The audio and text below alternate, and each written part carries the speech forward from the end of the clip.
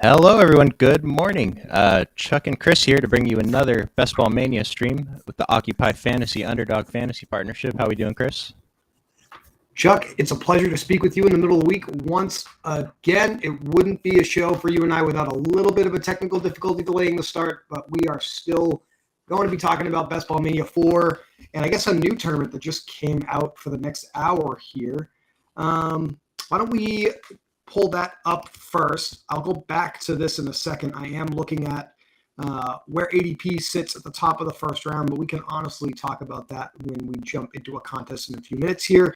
Not going to draft this here today. I think we still need to digest how we feel about it and what the approach may be here. But Chuck, the Golden, it's a $10 single entry contest with $25,000 up for grabs. A little over 2,700 people can participate in this contest. This just broke. This was just posted. I mean, do you have any early thoughts on how to attack something like this? Yeah, pick all the right players. Yeah, right. If you're gonna do a contest like this where one person wins everything, and first of all, I think it's kind of funny. Just it says first place 25,000, second through 690, it's zero. Because in single entry, my strategy is usually I'll go kind of out of my way to get my guys, if that makes sense. Like I'll reach a little bit more than usual, but for this winner take all, I don't know. I'm going to enter my single entry and just probably do that. Just go for my guys. And it all is going to come down to which pick number you get awarded in that contest. That's a big reason why we're producing some content on how to attack your draft based off of what starting slot you get, Chuck. I am going to enter a Best Ball Mania 4 here. Chuck, I think you can obviously attempt to join us here as well. And we'll see if we're both able to get into the lobby together. It looks like we may have a chance. Got about 5 people, 5 slots still open in this current fast draft for Best Ball Mania 4 that we can talk through today. 4 slots. So if you're out there watching, feel free to get on in here and let's talk through the draft together. Chuck, at the back half, well, first at the top half of the first round here, Tyreek Hill flipped with Christian McCaffrey as far as ADP is concerned. And it looks like Cooper Kupp is about to move ahead of McCaffrey as well. At the back half of the first round, though, it looks like Austin Eckler has moved ahead of Bijan Robinson. I think that's kind of interesting.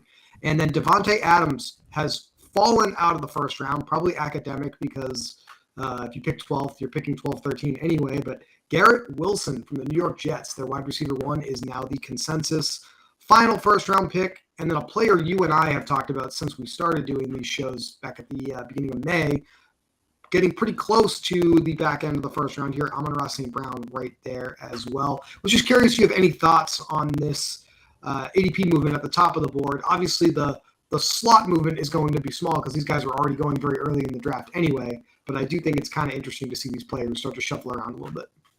Yeah, even one of these guys moving one spot in ADP, that's, basically 10% if they're around pick 10. So it's still kind of significant. And then I have never seen Garrett Wilson. Well, I have, but in the drafts, I did 11 puppy drafts yesterday right before it closed. And Garrett Wilson, so Amon-Ra went before Garrett Wilson and Devontae Adams in almost all of them.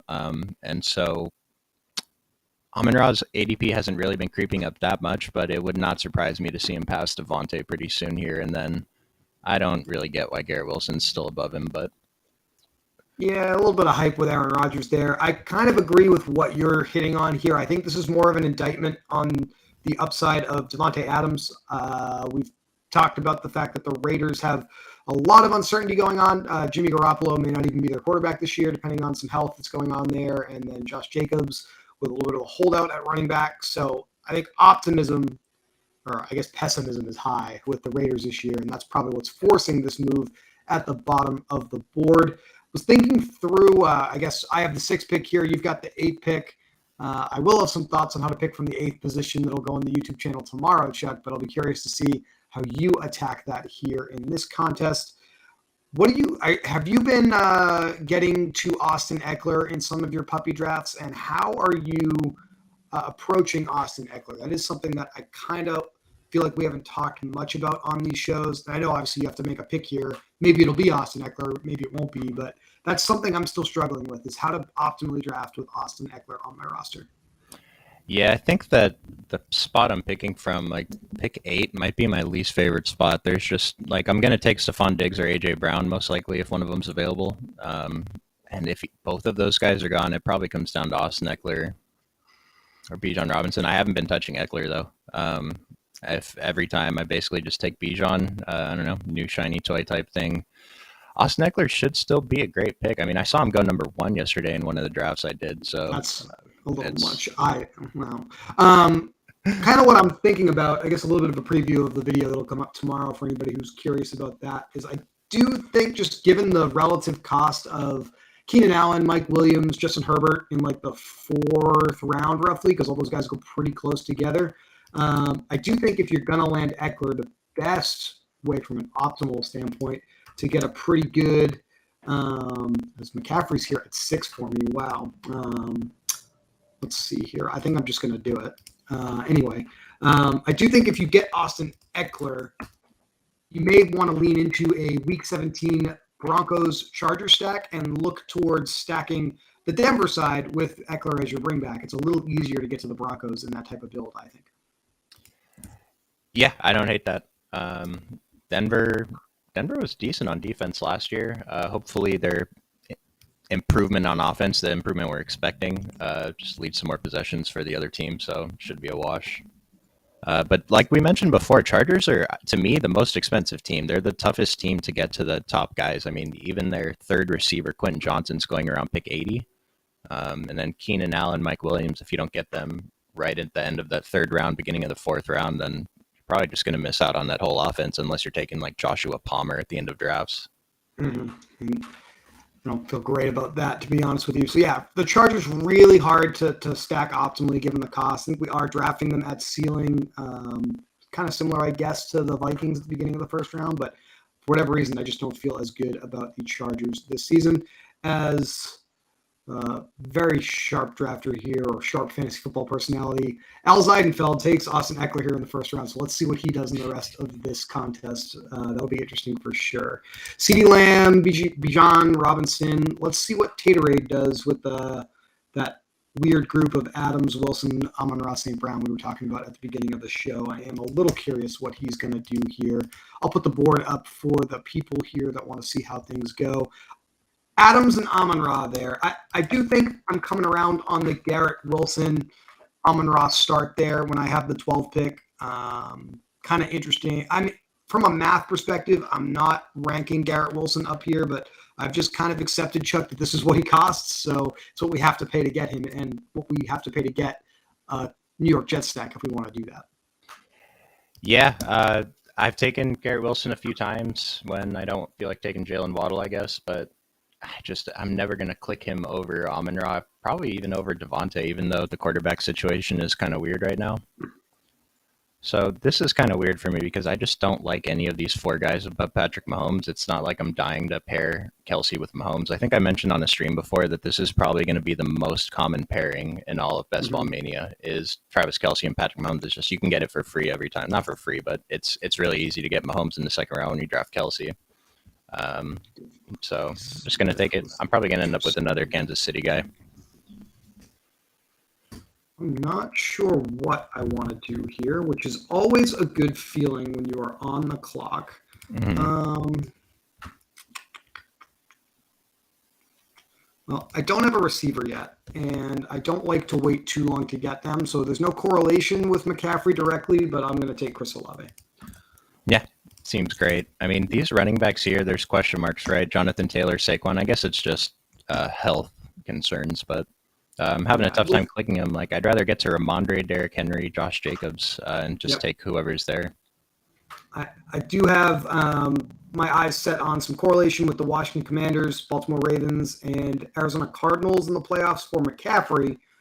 So none of those on the list for Olave here, but happy to take what I view as best available wide receiver on the board, at least as far as this ADP range is concerned, and try to get a little more correlation with CMC maybe at the next turn if I am fortunate enough to do that. That's kind of, I think, what I had laid out in the preview video from this 6 slot, frankly, or when you get McCaffrey, but going to be a little different of a build for me because at that time McCaffrey was your I think, number 3 pick on the board by consensus. So the board's going to shift around. The strategies will remain the same, though. We are going to try to maximize our correlation in these contests. Yeah, just everything with correlation. One thing that's interesting to me is every time I draft McCaffrey in the first round, if I'm not able to get like Chris Olave or T. Higgins or even Devonta Smith in the second round, since I'm usually getting McCaffrey out of typically the 4 or 5 slot, my second round pick is going to be one of the other running backs, and then my third round pick, I'm still taking one of the running backs. So usually my McCaffrey starts are going running back, running back, running back, and I don't love it, but I've done it more than a couple times, and it just like I'm done with running back, obviously. It's just so hard for me to click on these I don't want to say second tier receivers, but like T. Higgins, DK Metcalf, Chris Olave over these possible top 5 running backs. No, you and I are definitely similarly aligned here, because it was pretty hard for me to take Olave over these 5 running backs that literally, obviously with Higgins and Metcalf sandwiched in here, and now Jacobs goes. I just like all of these players, but I kind of view it like I've already got my bell cow on my roster, and I feel like at least 1, if not 2 of these wide receivers that go in the first few rounds here are going to be optimal this year, and I do not want to miss out on that if I can avoid it. I am happy to lock in a week 16 correlation with Mark Andrews and Christian McCaffrey. We've got a semifinals week matchup between the 49ers and the Ravens. And now I've got an elite tight end on my roster, Chuck, so I don't really have to worry about grabbing another 1 or 2, depending on how I'm feeling about this team towards the end of the draft. So that's a pretty good start for me as far as I'm concerned. No, I like it a lot. Like I have 0 correlation options with Kansas City right now for the last 3 weeks. I mean, both my first picks were from the same team, so I'm just going to go with my favorite player in this pick, Amari Cooper. Okay. And with no running backs or wide receivers in the first 2 rounds, Chuck, that's really the biggest, I think, downside to getting Mahomes and Kelsey. You really have to nail those picks at those positions the rest of the way through here. Yeah, and probably have to tack on another receiver at the end anyway. I've seen a lot of people posting 1 tight end builds with Travis Kelce. What do you think about that? Have you seen that much? I don't know if I love intentionally taking the 0 in 1 week. We've talked about in a couple of different shows that making it to the next round or not may come down to 1 touchdown, which 6-7 points, and you're just automatically locking in that 0. So I don't know if I can get on board with that. Yeah, I'm not sure about it. I think I've done it maybe once or twice if I really have a need, like if I'm really weak at another position, I really think I need that extra running back or extra receiver for whatever reason. But yeah, it's kind of weird. Like if we can get, I mean, we're hoping that whatever other tight end we get scores 6 points in that bye week. But yeah, those 6 points in the last round are enough. So Smiz definitely has an opportunity to get that Charger stack here with Nick Chubb. Okay, he went with Christian Kirk, which I believe there's some correlation there with the Jaguars. So kind of an interesting build that is coming together there for him. So unfortunately, or fortunately, depending on your perspective, going to keep an eye on what he's doing. I'm very curious. And obviously you're picking next to him, so that's kind of difficult. Yeah, I don't. So this part of the draft I'm having so much trouble with too, because I don't like any of the, like I like McLaurin. I'll take Drake London if McLaurin's not there, and then Mike Williams if he's the last receiver in this range, that's fine. But like ETN, Gibbs, I don't want to get to. DeAndre Hopkins, I definitely don't want to get to. And McLaurin would have been something I would have done here for some correlation. What do we think about DeAndre Hopkins potentially signing with, it sounds like a lot of optimism around the Patriots is what's burning up right now. I don't know how I feel about that, to be completely honest with you. Well, one of my best friends is a Titans fan, and he hung out with Vrabel yesterday or something, so he's signing with the Titans. Okay. All right. Well, either way, I mean, those are both kind of underwhelming landing spots for fantasy, right? At least, or maybe my read on that is wrong, but that's kind of how I feel about either one at this point. Well, I started making the argument like, well, look at what Randy Moss did when he went to the Patriots, and he just looked at me and like Tom Brady. Like, okay, yeah, you're right. Yeah, so I kind of just took my favorite running back left in this range with the McLaurin pick being the one that I was kind of eyeing. That's just was no real correlation with my roster there, but I'm happy to have Gibbs here in the 4th round. I think getting players from that Detroit offense is going to be pretty valuable anyway, going towards the end of the season. Okay. Burrow at 46, and credit to definitely you, Chuck, early in the process here where we talked about just waiting on Burrow. He seems to go around this range now. This owner obviously happy to get a Burrow. Higgins stacking here with Tyreek Hill as their start at 3, kind of a combination I don't think I've personally seen a lot of, just because Hill was going closer to the middle of the first round, a little earlier in the draft process here, but kind of an interesting build. Mike Williams. So as you map out the rest of your draft with Kelsey and Mahomes, you don't have any running backs yet. Do you have, I guess for the people that are hoping to land Mahomes, Kelsey stacks in their lineups, is this your favorite way to start drafting like this, or are you just basically slamming best available player? And in this particular draft, it happened to be Cooper and McLaurin. Yeah, right now I think I'm just taking best available player. I could have went a little bit deeper and tried to see which players have that correlation with New England, Las Vegas, and Cincinnati, which are the playoff weeks for the Chiefs. But the first few picks, when I'm just looking at my screen and there's zero correlation, without scrolling down, I'm just going to take the best available and try and make some later stacks, I guess, with the correlations. I'm hoping Joe Mixon falls right now. I'd be really surprised, but be pretty happy about that. Something a little gross that I'm considering, and I'm not sure I'm going to lock it in, is George Kittle here. It would be building towards a little bit of a San Francisco stack. I've seen you take Brock Purdy a couple times, Chuck. I don't really feel confident in the quarterback situation staying the same there for the San Francisco 49ers throughout the season. So for that reason, and the fact that I only have Chris Olave on my roster, I'm going to go with Michael Pittman here, best available wide receiver via ADP, and just try to piece it together from here.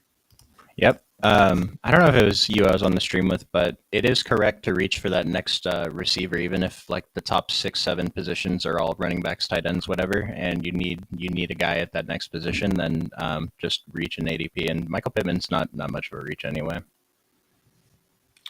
But I guess has me now mildly interested in considering that Anthony Richardson is my primary quarterback as Kittle goes right after I was talking about that. That's kind of interesting.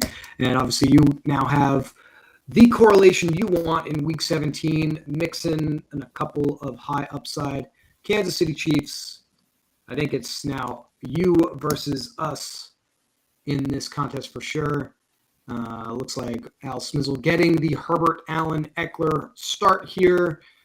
I'll be interested to see what he does about a potential Bronco there to bring that back, because that's, I guess, what I think should happen, but we'll see for sure. Kind of a weird range in the draft. I don't have players that I love in this range that I'm targeting, but I think that's why, Chuck, we have gone through the painstaking process of putting the Stack Seeker tool up on the website. Obviously, I've got the draft lobby up here for everyone to follow along on the show. Maybe we can talk about it after this contest wraps up. But just seeing which players that are coming up that correlate with the build you're working on, I think that gives you a great plan of attack in this range of the draft. No, I agree, and I actually like a lot of the receivers anyway in this range up till Jordan Addison. I have a tough time picking between them. If there's a correlation, that's always going to be the tiebreaker. Right now, none of these guys have a correlation. Well, Jordan Addison a little bit with Joe Mixon in Week 15, but I'm more spread out around these receivers than I thought. Like I'm heavy on all of these guys, but double quarterback is interesting to me here. He does have Christian Kirk, so that's a pretty good. Interesting, unique start, I think, stacking those two teams. You know exactly what I'm looking to do here, Chuck. That's why I'm adopting Brian's rule and not saying the name of players. I am eyeing Arizona Cardinal bringback. So you knew Marquise was going to go in this range anyway. I do have some correlation in Week 17 with the Buccaneers with Chris Olave on my roster. So this is a Mike Evans pick now for me to get that correlation on my roster. I like it. I've been trying to get some more Mike Evans and Chris. Well, Chris Godwin was the guy I was trying to get more of yesterday. I have a bit of Mike Evans, but I've been completely ignoring Godwin. And yeah, I know you're in on Baker. I like Baker. I'm not drafting him as much, but I guess I am in on him. I believe. A little bit of a panic attack for most who read. I think Adam Schefter alerts. A little bit push alert last night goes out about Carson Wentz doing some work in Tampa. He's just doing some work with an athletic trainer in the city of Tampa. It doesn't necessarily mean he's going to be signing with Tampa, although I guess we can't entirely rule that out. I didn't even see that. That would be pretty funny. A very strong wide receiver train here, as you were just talking about, liking all the receivers in this range. I still don't know. I know we teased it a little bit when we were talking about the Chargers at the top of the show. I don't know how I feel about rookie Quentin Johnston in that offense. It seems like he should immediately be ahead of Joshua Palmer and probably challenge Mike Williams, Keenan Allen for top 2 role, but I have a hard time clicking on him in this range. He's one of the only ones with an ADP in this range I'm not super enthusiastic about selecting. I mean, it kind of feels like Keenan Allen or Mike Williams has to miss games for him to pay off this price or to exceed his ADP, right? Yeah, they're all going so high as a unit that it just something there is going to fail. It has to. Like, they're not all going to be correct. That's exactly kind of how I'm looking at it.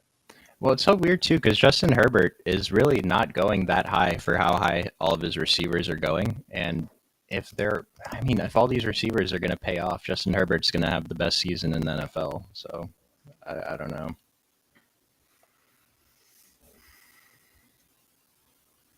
All right, so we're in the 70s here for ADP. I'm working on a 2-3-1.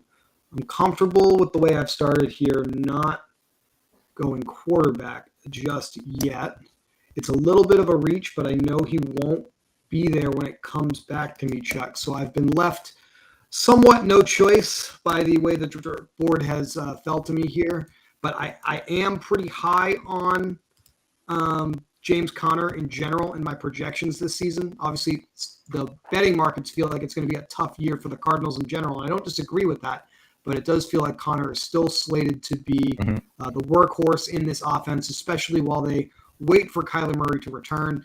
And I know you mentioned with Brian the other day, you feel like Kyler plays a lot sooner than I think the field is pricing in. I actually think that'd be good news for James Conner because then the offense would be more efficient. So if you believe that's going to happen, then this ADP for James Conner is still a home run, I think. Yeah, James Conner and then the player right next to him in ADP, David Montgomery, are 2 guys that I really like having, especially if I haven't taken a couple of running backs by this point, or even if I have, if they're my 3rd running back, either way, it feels pretty good. So we saw Quentin Johnson go off. I was kind of considering him. I don't want to take Swift, but I think I'm going to. It's how I always feel when I take DeAndre Swift. It's like, I don't know if I want him, but he's kind of the best player in this tier, so I guess it's the way it goes. Yeah, and if he's good and he starts and has the primary role, then he's going to smash. And the thing, so I've been slamming Kenneth Gainwell just for the Week 17 correlation. I don't care if he plays the entire season or doesn't play the entire season and then only suits up for Week 17. I feel he's worth his draft price.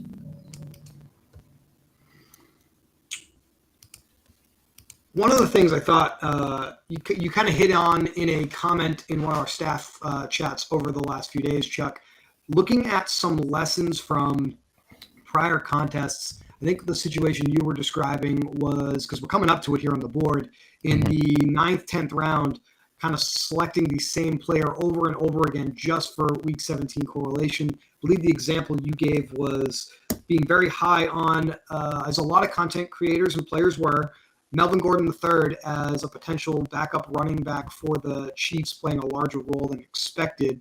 I guess 2 things, maybe touch on that a little bit if you'd like to expand on it, and then maybe any other kind of lessons from reviewing last year's contest that you've been thinking more about this year.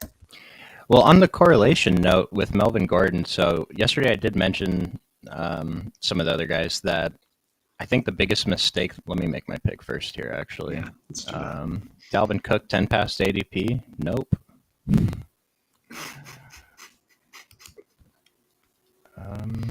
This is actually tough. I think I'll just take Pacheco, but I'm pretty much out on Pacheco, but I will take him since I haven't been taking him with Mahomes. And that actually leads into the point, like Jerick McKinnon. So the reason I brought it up was because of Jerick McKinnon. So Melvin Gordon was a player last year, Kansas City versus Denver in Week 17 was the big. That was a big Week 17 correlation. The one that I thought was one of the best games, and then the third one was Cincinnati Buffalo, right? But anyways, Yeah. Melvin Gordon was on Denver, and I thought he was fine, like as a player, but because of the correlation with Week 17, like I was slamming Chiefs last year, the ADPs were much different, and I was taking Melvin Gordon almost every time in that range. He was going right around where Jerick McKinnon's going now, and it was obviously a disaster. It didn't even matter for Week 17, and it probably killed 20 to 25% of my teams or severely hurt them. And it kind of feels like Jerick McKinnon this year, like an older running back who is not in line to start, and we're drafting him a lot. I'm sure a lot of it has to do with that Week 17 correlation. Obviously, he still plays for the Chiefs, so that's something, but he's not really going to carry the football. Like, he has to catch passes, right, and score touchdowns to give fantasy points. And so I'm just kind of out on Jerick McKinnon. Just slamming the player just for the Week 17 correlation, like, it does make sense, but you got to be careful because it can really hurt you. And the thing is, what's the payoff? Like, how high can Jerick McKinnon really finish? The efficiency in the touchdown department was off the charts for McKinnon last year, and he had a stranglehold on a really sizable role when it really mattered in the latter half of the season for the Kansas City Chiefs. And there's no guarantee that can happen again. And I do think it's probably fair to suggest his current ADP, which is 128, is still very, very high considering you're basically banking on that repeat performance. There's more competition in that backfield now for touches, a high value role, but it's probably fair just to put out there that we don't know as much as we think we do about how the Chiefs are going to treat that unit this year. And so let's maybe find other places for our Chiefs exposure. I agree with you. I think Isaiah Pacheco's price is a little rich as well for similar reasons, but I'm happy to start selecting him a little bit more because I do think I'm a little light on him relative to McKinnon myself as well. Did go with Anthony Richardson for correlation with Michael Pittman. Wasn't a pick I was really loving at the time, but I just obviously ran out of time, and that's kind of how it goes sometimes. Yeah, I mean, it's fine. You have the correlation anyway. When I draft Michael Pittman, I'm not drafting him that much, so I'm trying to get Anthony Richardson most times that I do take Pittman.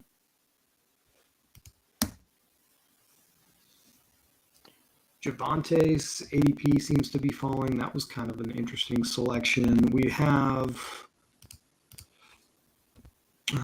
Alvin Kamara around here, which is he's a complete no for me right now, which might be a blind spot, Chuck, but with the legal situation there, I'm not investing in Alvin Kamara really at all. All right. Joku. Now that I've got a sizable investment in the Colts in that Week 17 matchup, obviously I'm thinking about a Raider bring back. I don't think there's one in this spot, so that's not the direction I want to go here.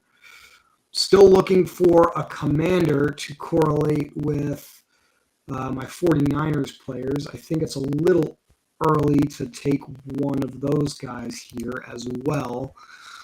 So I think I am, even though it's a little ahead of ADP, I'm going to take Tyler Boyd.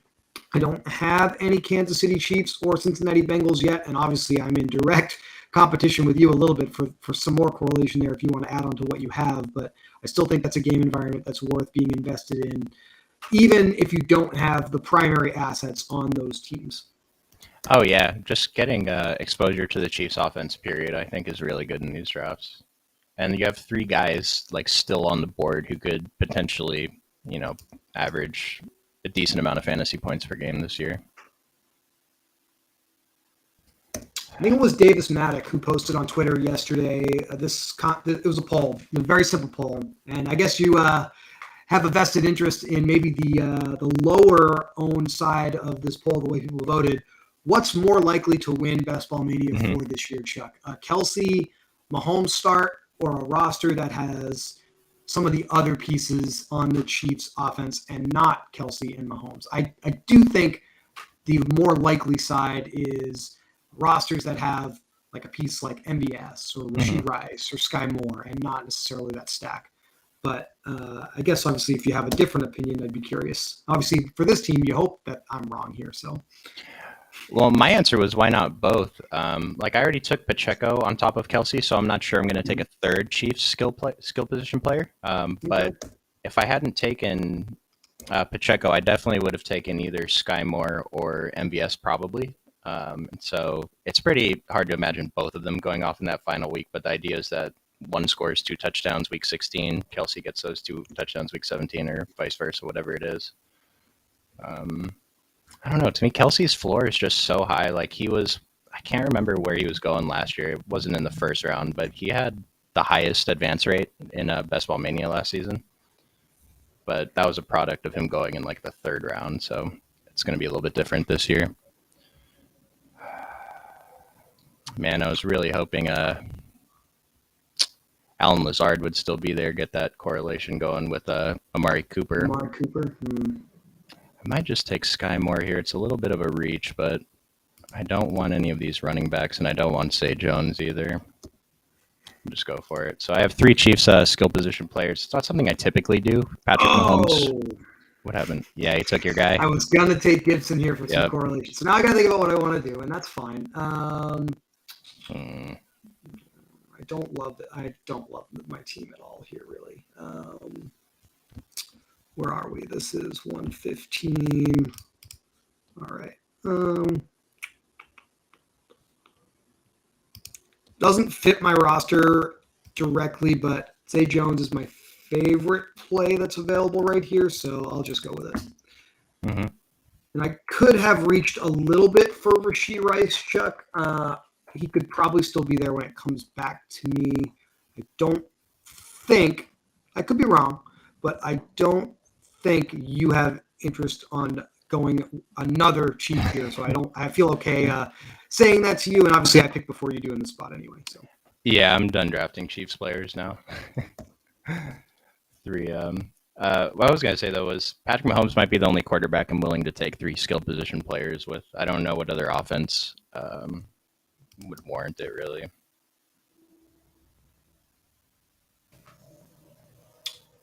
A little bit of quarterback gets thin real quick. We're kind of in that spot on the board here. And I think that's a big reason why you see Geno and Tua come off back to back.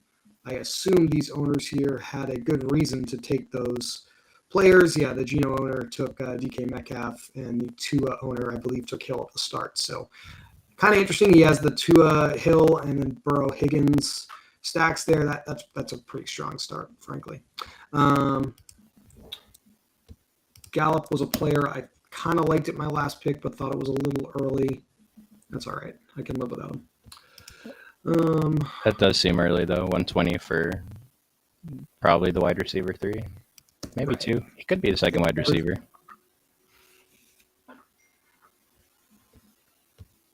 Yeah, Cooks and if something happens with Dalvin Cook there, then Brandon Cooks there, then obviously that would be very good news for Michael Gallup. Russ Wilson. Now this guy's got. I'm paying more attention to what other people are doing than what I'm doing, and that is starting to become a problem for my build here. But Russ Wilson, Cortland Sutton, a pretty cheap stack that I think actually probably has a tremendous amount of upside, Chuck, here in the middle portion of the draft.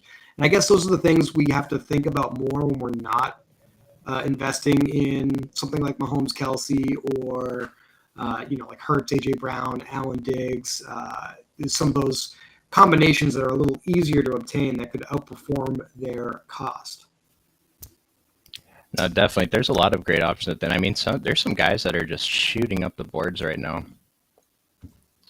This week, let's see, like wide receivers. I mean, Rondale Moore, Tyquan Thornton, Van Jefferson were the top 3 in the last week, shooting up.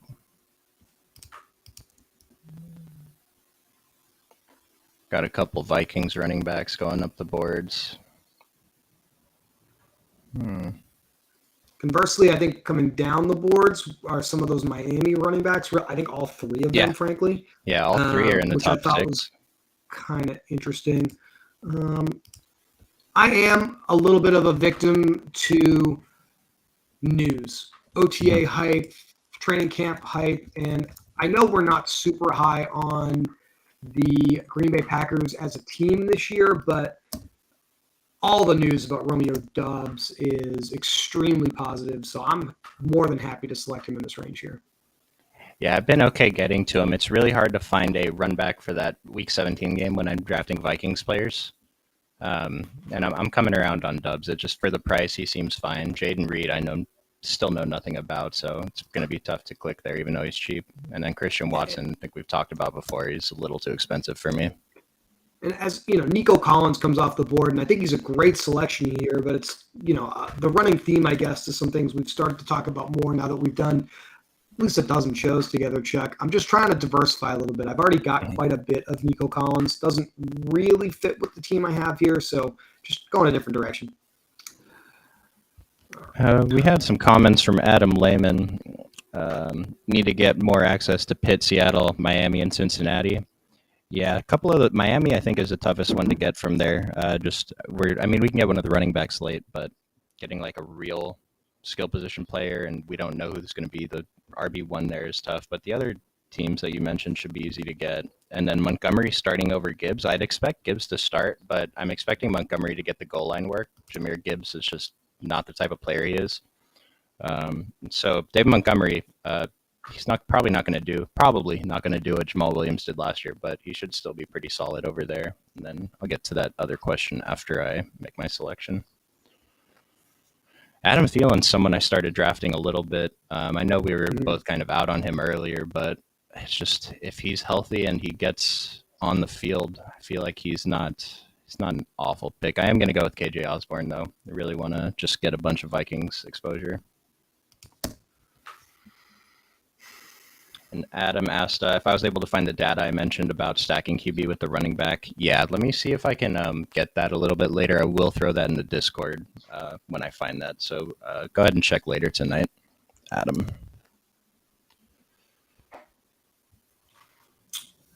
This is a spot that in the past I've taken a lot of Rashawn Johnson. I haven't gotten as much Jaylen Warren. I am kind of interested in some Pittsburgh correlation, but I honestly think what I am going to do here is take Adam Thielen. You teed it up nicely. It's a player I haven't taken a lot of, and this is definitely the spot to do it in a draft contest. So, especially I have Zay Jones already. I should just touch on that, the correlation there in week 17. I know you did a draft with Brian, trying to get a bunch of mini correlations in that final week, and that's kind of what I'm working towards here as well.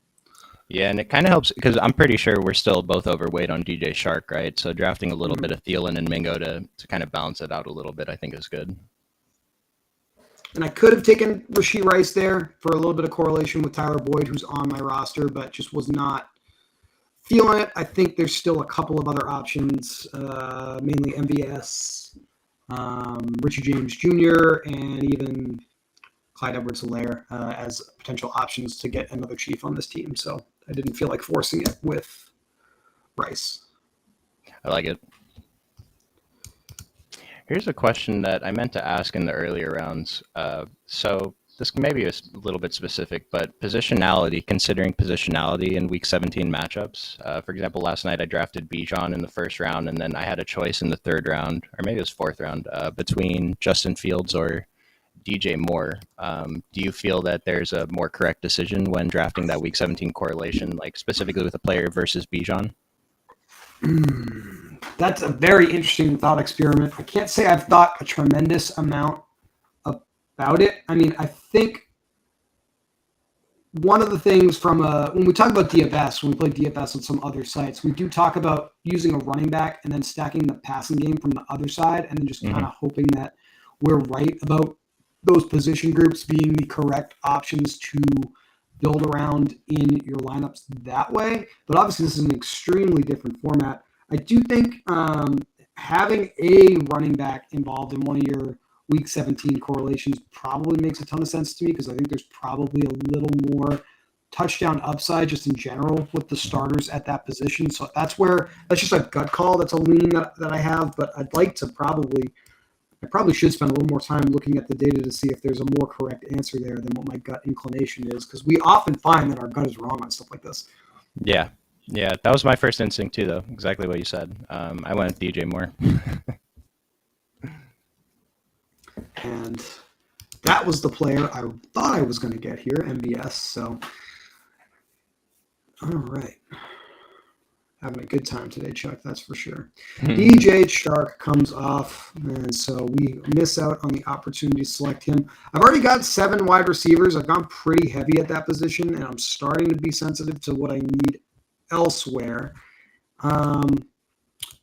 We've talked about, well, I did just talk about Rashawn Johnson, and now I think I've got a decent price on him. It's interesting. Brian obviously deviates with me a little bit on this. He was talking about just thinking the talent's going to win out with Khalil Herbert. I'm a believer in the rookie here. It's just probably a good point to point out the difference in our opinions there and just say neither of us truly knows what the correct answer is going to be. We're just sort of going all in on our opinion because you always want to make sure that you are maximizing your chances to be correct. And maybe I should take a little more Khalil Herbert than I have been, Chuck, but I'm more than okay to go with Johnson here. Well, with me, I'll read one little blurb, and I might make too big of a deal out of it. For example, with Roshan Johnson, he's expected to be a better blocker than Khalil Herbert, right? And so to me, that's going to keep Roshan on the field more. And so I'm more interested in Roshan than Khalil Herbert right now, despite what Khalil Herbert's already done in the NFL. Yeah, it's pretty easy to have a bias to what we've seen players do before. And I guess that plays a lot into the hype around McKinnon, like we were talking about earlier. Some of these players that are new to the league, it's obviously a lot more uncertain what's going to happen. And when they don't have a tremendous amount of draft capital invested in them, obviously it's extremely risky. But this is a player that did not have the opportunity to have that volume because he was behind one of the highest drafted running backs of like the last decade, right? So maybe there's some hope there that the talent for Johnson is a little bit better than, I guess, advertised at the college level. All right. Getting to a portion of the draft where you start to see the median projection, fantasy point per game projection for tight ends probably start to be a little bit better than these wide receiver 3s, wide receiver 4s, backup running backs, backup to the backup running backs that you can select. So obviously we see Gerald Everett, Cole Kmet come off back-to-back there, Chuck. I do think this is the spot where we start to see tight ends fly. As they should, considering Jaden Reed right now. Okay. Just week 17 with KJ Osborne, that might be a bad force. Like I mentioned earlier with Melvin Gordon, that might be a bad forced week 17 stack. Like 2 guys that might not even get snaps. But we're going to do it because I ran out of time. So, as is often the case in these settings. Okay.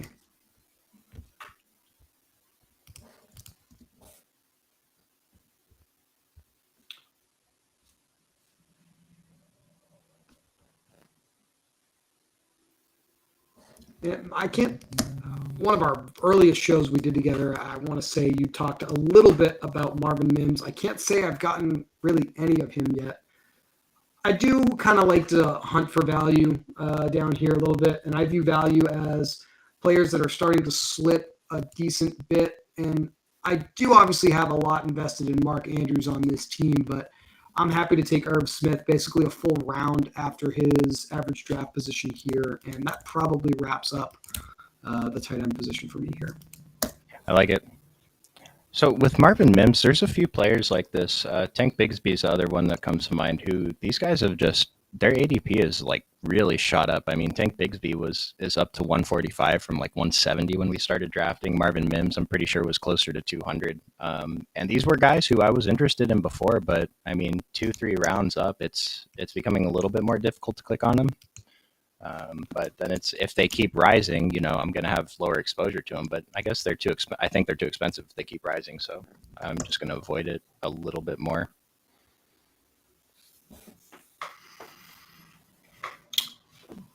As Curtis Samuel goes about a round earlier than I thought he would. So I've pretty much all the options that I liked for week 17 correlation with the San Francisco 49ers are off the board, I would say there's a couple others. Like I could go a third tight end with Logan Thomas, who should be the starter there, but that feels pretty bad on my current roster. So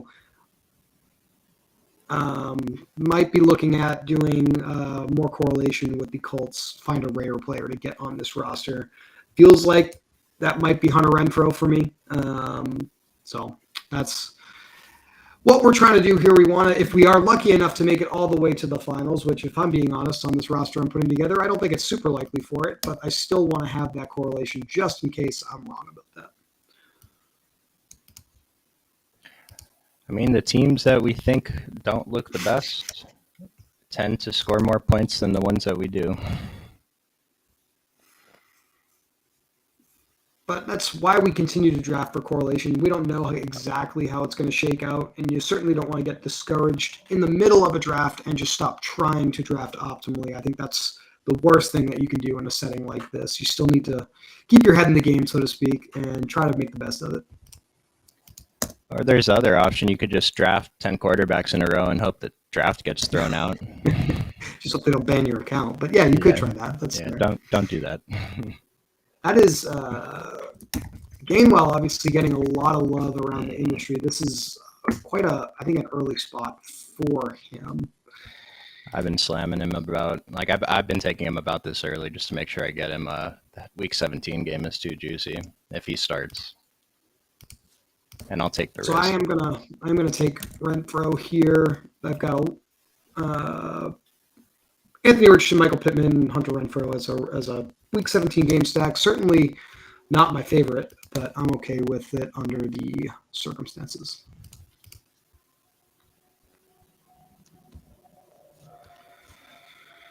So my second tight end probably has to be a New England guy, so I get that week 15 correlation with Kansas City. And again, the same thing I've been talking about all stream. Is that something like, should I be taking Hunter Henry as my second tight end just because I have Kelsey already and I want that correlation with the Chiefs? Like I would have taken Dawson Knox otherwise.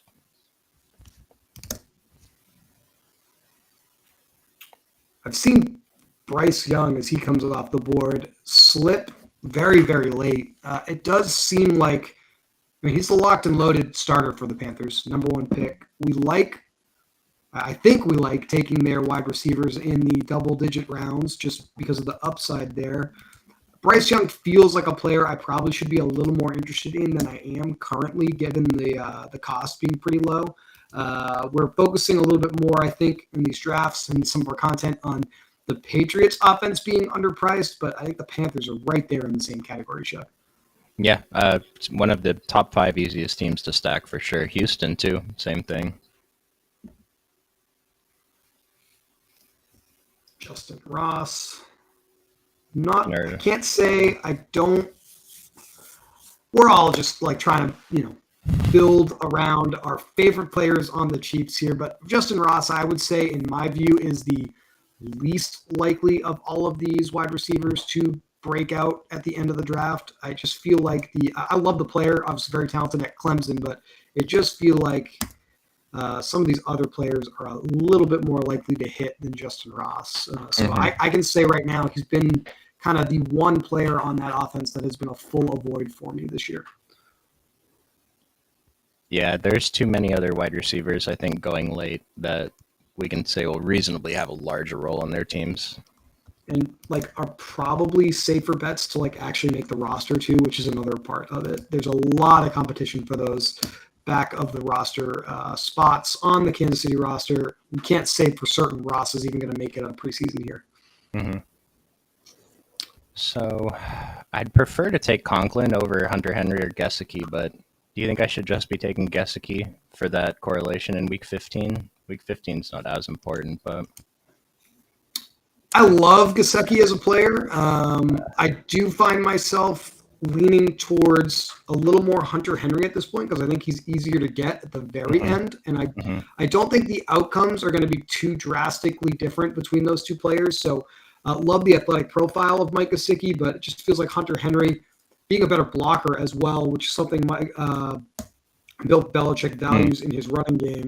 I just feel like Hunter Henry might end up being the better pick there right now anyway.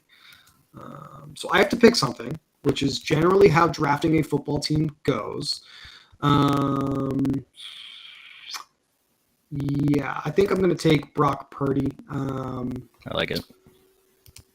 I'm forcing myself to do something that I don't love, but I have McCaffrey on my roster. It's a little bit of obviously a non-traditional stack with McCaffrey and Purdy, but I think when we draft Anthony Richardson, Chuck, it's not that we haven't said this before, but it's worth reiterating. We're banking on Anthony Richardson being a home run at this selection. So I'm hoping that Brock Purdy can return to the lineup by the time Anthony Richardson has his bye in week 11 and hopefully fill in there. I don't really have any other expectation other than that. No, it seems fine.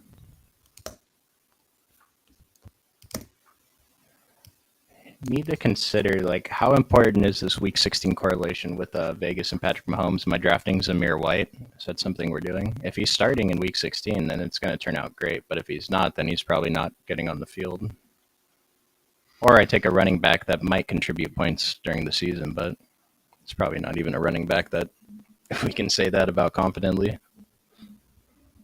Yeah, if he's playing, he's a home run pick. It would be very similar to like taking who was it? Damian Pierce at this point, like last spring, right? But we can't bank on that, so I'm okay with passing on Zamir White here a little bit. Unless you really need, like, he's probably one of the better lottery tickets down here, given the Josh Jacobs situation. But I would say unless you're really hurting at running back and you need to hit a home run down here, I would probably look for some safer plays like at tight end and quarterback, basically, is what I'm referring to. Because obviously at running back, wide receiver, there's nothing safe at this point. All right, I like it. I'm going to avoid Zamir White today. Probably end up with Sam Howell as my second quarterback. I think someone tweeted about him today, so he should jump up around an ADP by next week. Sam Howell's going to be a league winner. You read that, it has to raise his ADP by like a 4 round by the next day. So just give me 15 fantasy points during Patrick Mahomes' bye week, and I'm good. Can't say I have seen Tutu Atwell get selected a lot, or Davis here for the Dallas Cowboys. We are somewhat all over the place here at the end of this draft. Yeah, we got some guys taking some guys like Marvin Jones too. We saw Justin Ross, like a bunch of guys that go late. See if you go off the board, get crazy. I don't know about crazy. I think I am going to go with Edwards-Helaire as my bring back with a couple of the Bengals that I have here. I love Richie James Jr., but I've already got 8 receivers, so I just feel like Edwards-Helaire, if he does what we hope he can do if we're drafting him, is a little more likely to contribute to my team this year. I like it. Running backs contributing to teams. I have some. So here's the thing, too. I have great correlation with Zach Evans for week 15, 16, and 17. Like, are we taking Zach Evans just based on that? Like, none of these guys look good. Is this something we want to take a risk on? I mean, we're super late in the draft, so the cost is not the same, Chuck, but it probably has a lot to do with the Jerick McKinnon take you had earlier, forcing the correlation just to force the correlation with a player that we're not sure is even going to play at all. It's probably pretty bad. So I think I would shy away from that unless you've got a real bull case here that you think makes sense for Zach Evans. I think it's going to be Cam Akers, Kyron Williams. It feels like Zach Evans is buried on that depth chart a little bit. Sean McVay doesn't seem to throw rookie skill players directly into the offense when he doesn't have to. So I feel like Zach Evans, unless we get really big preseason out of him and a lot of news out of that camp that changes, I guess, the math here a little bit, I'm kind of out on him in this particular 18-round format. So you'd kind of apply that to players like, I don't know how to pronounce it, but Puka Nakua, the rookie receiver, same idea. Especially at wide receiver, they have never really had at least in the McVay era, had an impact player at that position as a rookie. I guess Cooper Kupp is the last one you could think of that actually came in and started playing with Robert Woods and Brandon Cooks at that point. But since him, they've kind of been preseason all-stars and buried on the depth chart after the preseason. So I do think I lean towards the trend there is what I'm saying. I like it. followed that. I think I'm just going to take Leonard Fournette. If he signs with a team, he's going to be the best pick in this range, probably. So, got to make a pick. Got to finish my roster here. Can't say this is one of the best teams I have put together. That I feel like anyway. Maybe it is the best team I've put together. What do I want to do that makes any semblance of sense here with this roster? Okay. I think you could probably go either way.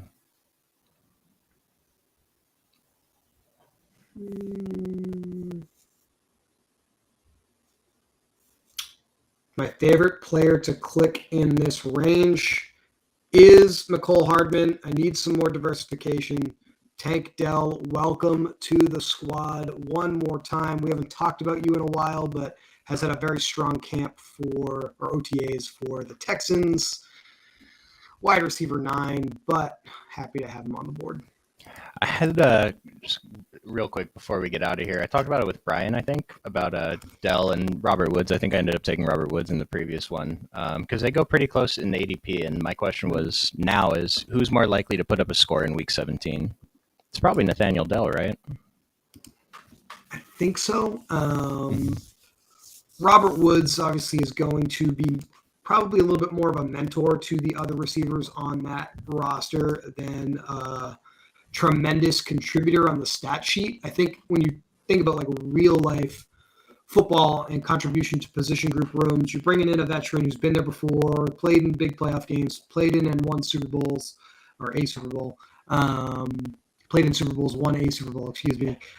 That's a very valuable person to have in your locker room to mentor guys like Nico Collins and Nathaniel Dell and the other receivers on the roster there. Obviously, he can still ball a little bit. I'm not saying that he can't, but the Texans are clearly rebuilding. Robert Woods is not likely to be a part of the future that they're building towards when they finally get back towards being a winning team. So he's in that role of just pure mentorship. And those guys, they need those end of season reps to get ready for the 2024 campaign. So I do feel like that is the right way to read it, Chuck. Tank Dell and other players more likely to be involved in the future of the Texans offense with CJ Stroud. Probably going to be strong at the end of the season. Love everybody hanging out with us today, getting some takes on the end of season Houston Texans in 2023 in the middle of June. What a time to be alive, Chuck. A very, very fun subject indeed. I guess, obviously, we would be doing a disservice if we did not let the people know that if you're new to Underdog, you can sign up right now, deposit $100, and Underdog will match that $100 deposit with an additional $100. They give you $200 to start playing in contests like Best Ball Mania 4 here, like the Golden Single Entry Contest that we talked about at the top of the show. Code for that is Occupy1. I believe that we have linked in the description of this video, so make sure you take advantage of that. Thank you to anyone that has joined us and is running this stream back on the channel. We certainly appreciate it.